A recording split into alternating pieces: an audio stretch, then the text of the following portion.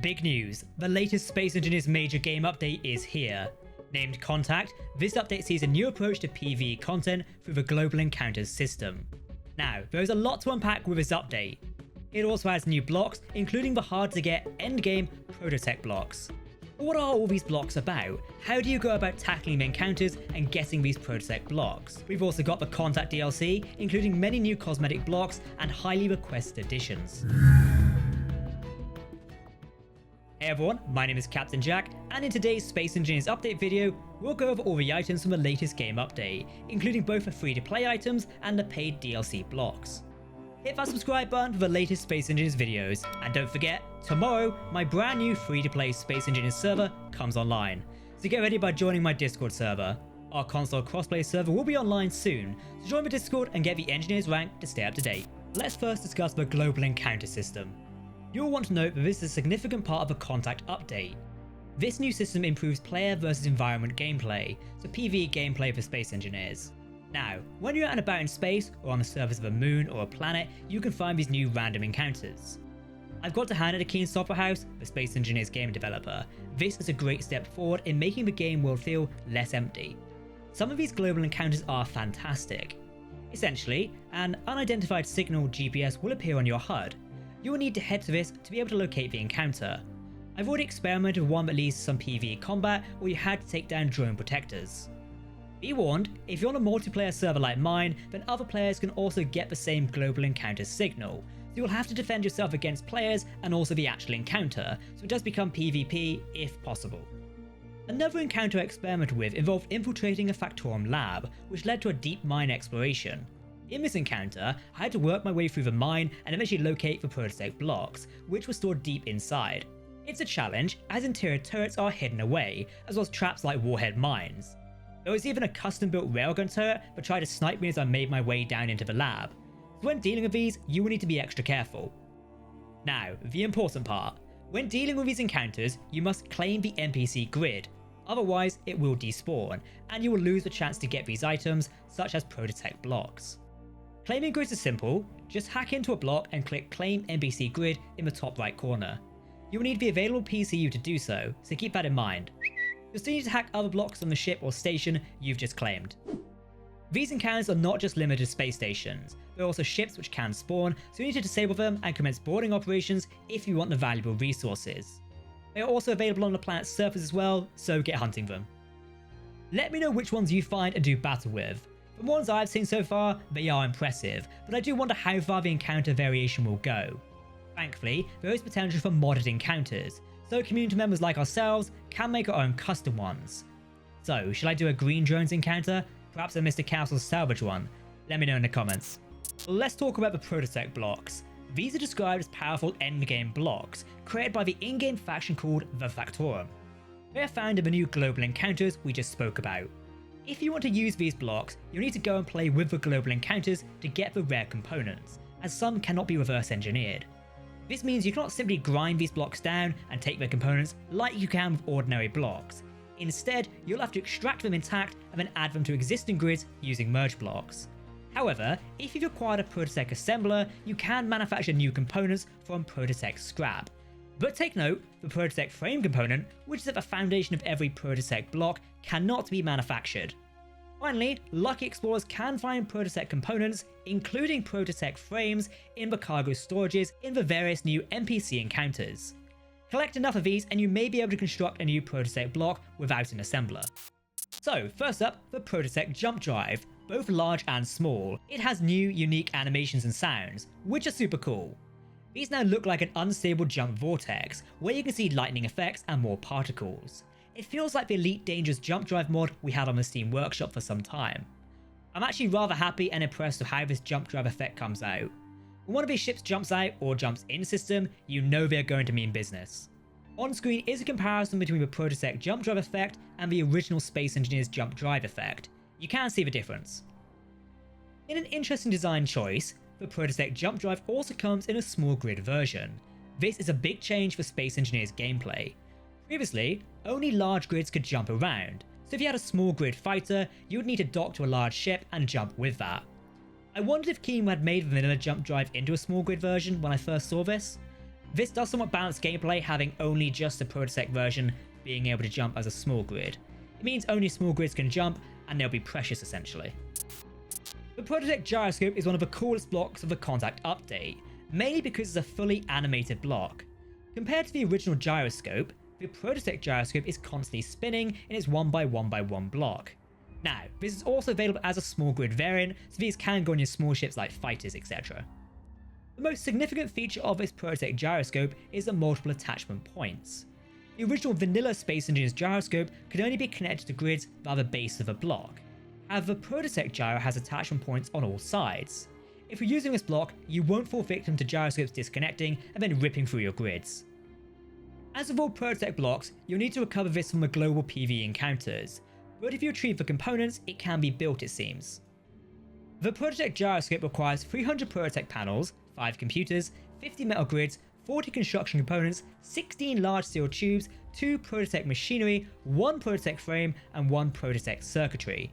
Sadly, the sound of the block is the same as the vanilla Gyroscope. I was hoping it would have a unique sound.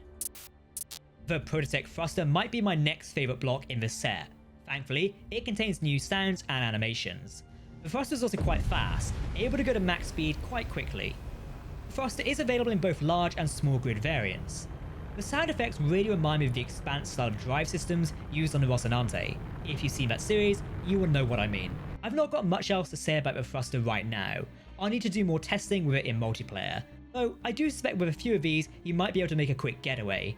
In some ways, the design of this reminds me of the Titan Thruster from back in the Space Engineers DX9 days. If you remember that mod, let me know. The Prototech Refinery is your big refining facility. This block, by default, has a refined speed of 550%, a yield rate of 200%, and a power efficiency of 100%. In comparison, the basic Space Engineers Refinery, and I mean the actual main refinery, not the basic one, has a refined speed of 130%, a yield rate of 100%, and a power efficiency of 100%. This is without modules to upgrade it. I'd say that it's rather good. If you're running a production house in game, you'll want one of these in your factory for refining ore, as it will help. Now, the Prototech Refinery does come into a small grid variant. When in the smaller version, it has a refined speed of 150%, a yield rate of 125%, and a power efficiency of 100%. So I would say you're likely going to want to get the large grid version for the best use. Still, having this as a small grid variant is rather handy and does give more for small grid ships to do in Space Engineers.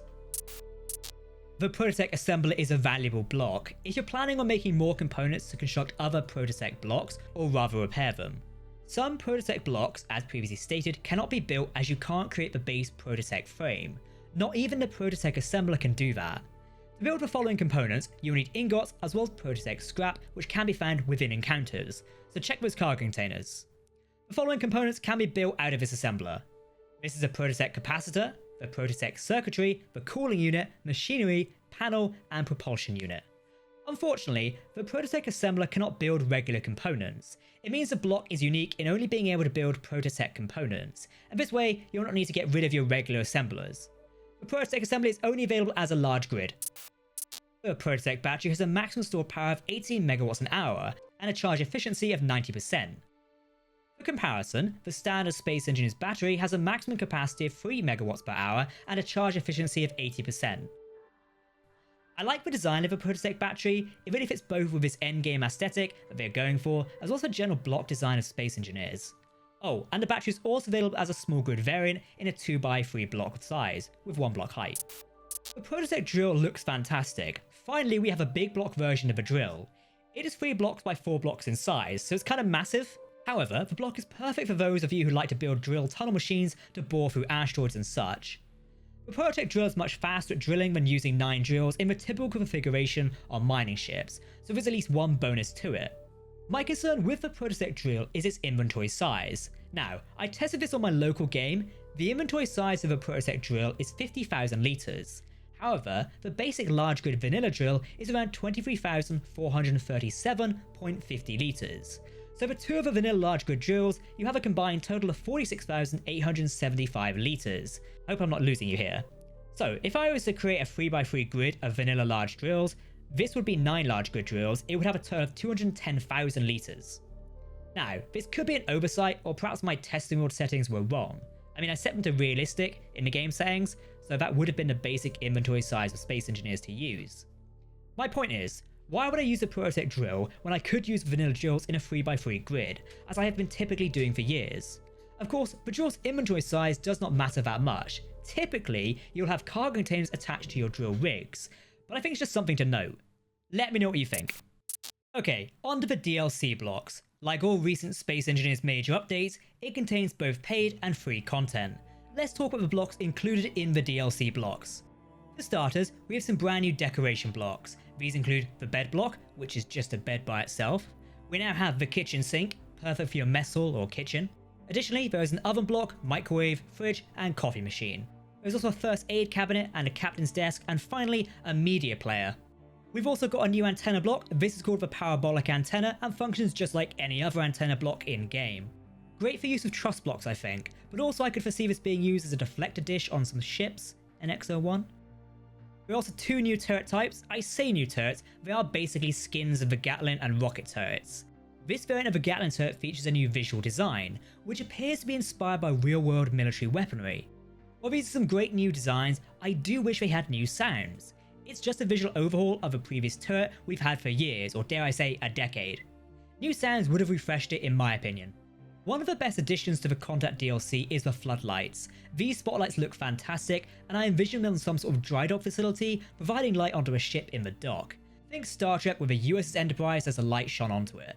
There are 6 variations of the floodlights: the main floodlight, angled, corner left, corner right, diagonal, and down. We've also got the new bridge window blocks. These are designed as module blocks to aid in elaborate bridge designs. There's also a new helm block that fits in all of these. For those designs on large grids where the bridge is rather small, I quite like these and I think they fit into the Space Engineers block set rather well. There are 10 variations of these blocks, plus the bridge helm block. I'm interested in seeing how these can be put to good use, so do send me pictures if you do use them. One of my favourite additions with the Contact DLC is the modular cargo container. I love new storage solutions in Space Engineers, especially as it makes cargo bays and loading docks look a bit more science fiction. What do you think of this block? We've also got some new variations. 2 new versions of the gate block exist. The last big gate was introduced in the Frostbite DLC ages ago. Now we have the small gate tall and the small gate wide. The name for these blocks gives them away. Still, it's a great addition for base building and such, especially if you're bored of doors. Finally, we have the new piston blocks. I say new, but it's just variations of what we already have. We now have the square piston. I guess it just fits more flush with designs as such. Personally, I don't see much use for this one, but please do let me know how you would use it in the comments below. Some additional DLC blocks have been added to previous packs, so if you own the Signal pack, the previous DLC, you now have access to the additional truss pieces and additional bay windows. Right, the 3 blocks of the update. First up, the inset connector. The inset connector can sit flush with most surfaces, resting inside a reinforced frame. I'm definitely putting this one to use. In a new quality of life change, we have a small grid container. When a small grid container is broken, a new small variant of a temporary container will spawn. This smaller version fits with the space of the small grid block, ensuring the contents remain secure and aren't scattered into the distance. There are new faction changes. The Factorum are the creators of the Prototech and have control over it. Additionally, Unknown. I know it gets a little complicated. As humans venture deeper into the void of Space Engineers, sometimes the void pushes back. Pretty sure that's a song. This faction claims ownership over the derelicts, wrecks, and other inert encounters. It remains permanently neutral to the player, allowing players to loot or interact with these encounters without affecting their reputation. A new block transfer screen has been added, showing incoming block ownership requests. When transferring a block's ownership to another player, that player must now accept the transfer through this screen. Great for multiplayer servers, don't go abusing it. With the growing number of available blocks, Keen have reorganized and revamped many block groups within the G screen menu. This update improves visibility for a wider range of blocks and introduces more logical groupings, making it easier to find and use blocks efficiently. There are a ton more quality of life changes for Space Engineers. Please check the update log breakdown for that one. I'll be doing some short highlights later this week so you can keep up to date with them by hitting that subscribe button. To get to the new cockpit block, subscribe to the Keen Software House marketing newsletter. Yeah, I'm not sure about this myself. I mean, naturally I did it anyway, I've been subscribed for years. I'll also be honest, if you simply want the cockpit and don't want the marketing emails, subscribe and then unsubscribe. You should not lose access to the cockpit if you do this. Of course, the newsletter is the source of juicy update content, so if you want sneak previews, then stay subscribed. It's really up to you. So, what do I think of this update? Overall, the Space Engineers Contact update is great. It has some great features like Prototech and global encounters. However, yes, I know there's a but I do feel like some things have been missed. For example, the sound and animation design. While the Prototech blocks look fantastic and certainly fit the idea of future endgame tech in Space Engineers, I have one problem. They all sound the same as their basic game counterparts, well some of them do. I was hoping the endgame blocks would sound a little bit different. Even some subtle sound variations just to have unique differences there a little bit. Would it be too hard to make a Prototech assembler sound different to the basic assembler? Thankfully, the Prototech jump drive and Prototech thruster have both unique effects and unique sounds. I guess we can count the Prototech Gyro as a spinning animation. I'm glad this was done, as if it were again the basic sounds we've had for the last 5 years or so, I would be rather annoyed. But it also proves my point. If the developers can make custom sounds for the jump drive, why not custom sounds for the drills, refinery, assemblers, and so on? Of course, it does come down to time and resources, and I fully respect that.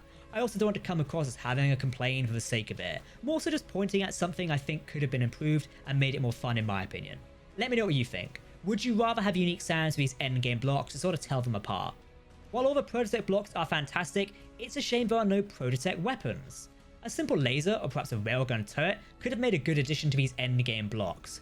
While yes, this contact update has given us new versions of a Gatling and rocket turret, I still feel like it's a missed opportunity not having a Prototech weapon of sorts. Lasers could open the door to the debate of shields, which would be a possible downside.